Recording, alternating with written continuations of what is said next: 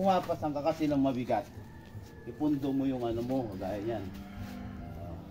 Tapos ito, balanse mo sa ano, naintindihan mo?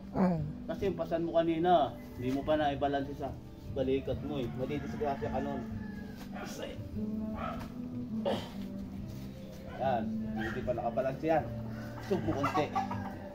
Yan. Lalo pag...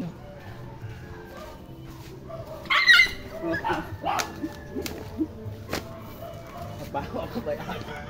Saya!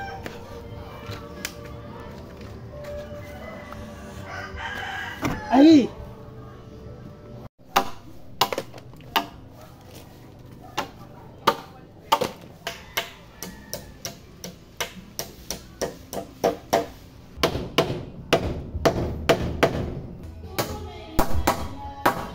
Wow, ganun eh.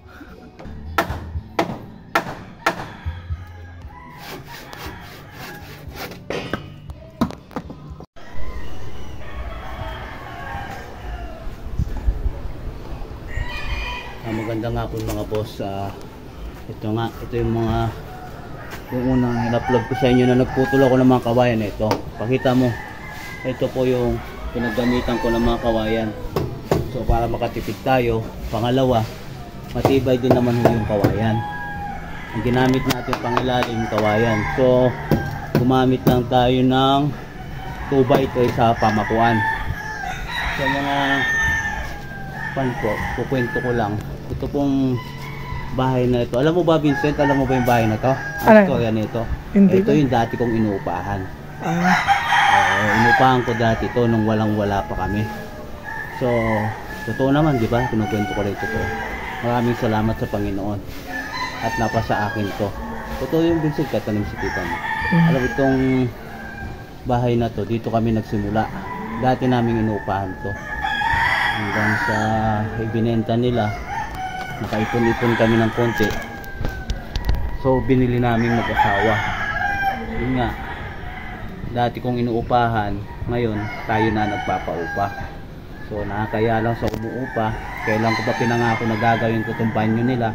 So pakita mo yung poste natin. Ito po yung poste namin, buhos na. Dito sa bundok hindi ka pwedeng gumamit ng posting kahoy kasi paggagapangan ng anay. Yun lang yun ang kaibahan, Vincent. Pagka gumamit ka ng posting kahoy, yun ang pagsisimula ng anay. So ngayon yan, dinaanayin. Ito naman susunod natin gagawin. Kahit napagod na tayo, thank you Lord, tatapusin namin, magbububong na lang kami.